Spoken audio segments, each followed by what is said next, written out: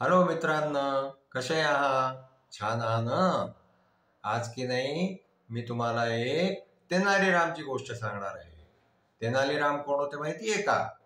जसे अकबरच्या दरबारामध्ये बिरबल होते की नाही, खूप हुशार त्यांचे मंत्री, तसंच राजा कृष्णदेवराय यांच्या दरबारामध्ये तेनालीराम होते.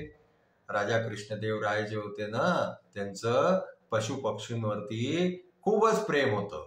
आणखीन ते कोणीही त्यांना जे आहे ते एखादा चांगला पक्षी किंवा एखादा चांगला पशु आणून दिला की ते त्याला खूप सारं इनाम द्यायचे.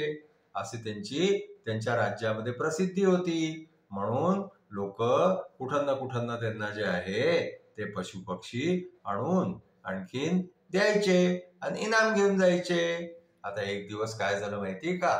दरबारामध्ये एक मनुष्य एक पक्षी घेऊन आला. खूप छान त्याचं जे आहे ते रंग होता त्या पक्ष्याचा.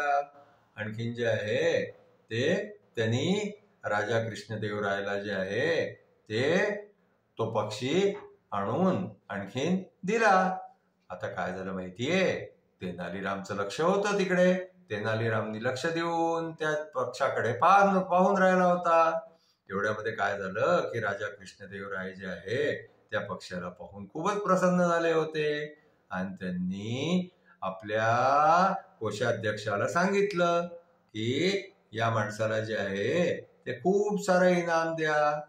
आता काय झालं माहितीये? तेनालीराम म्हणायला लागले की राजा थांबा, अजून ह्याला इनाम देऊ नका. आणखीन तेनालीरामने काय केलं माहितीये का? एका शिपायाला सांगितलं की जा एका बाल्टीमध्ये पाणी घेऊन ये खूप सारं. आता तो शिपाई गेला, बाल्टीमध्ये पाणी घेऊन आला. मग तेनालीरामने काय केलं माहितीये का? की त्या पक्ष्याला जे आहे ना त्यांनी आंघोळ घातली. जशी त्या पक्ष्याला आंघोळ घातली तसं त्या पक्ष्यावरचा जो रंग होता ना तो सगळा पाण्याने निघून गेला. आणखीन त्याच्या जागी एक साधारणस कबूतर जे आहे ना ते येऊन गेलं. आता काय झालं माहितीये का? राजाला बडा आश्चर्य वाटलं की तेनालीरामला कसं कळलं की या कबुतराला रंग देऊन आणखीन जे आहे ते हा पक्षी हा मनुष्य माझ्याकडे इनामाच्या लोभामध्ये घेऊन आलेला आहे.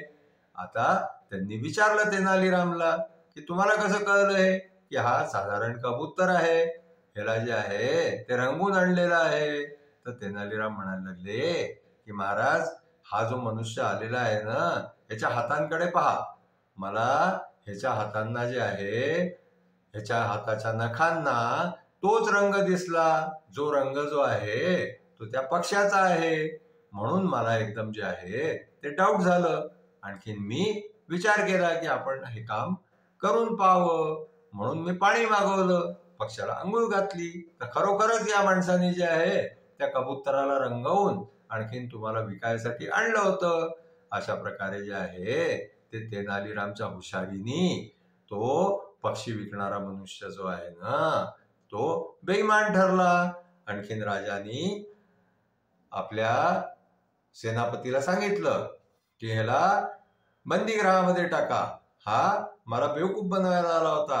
आणखीन अशा प्रकारे तेनालीरामच्या हुशारीने जे आहे ते तो बेईमान मनुष्य पकडला गेला.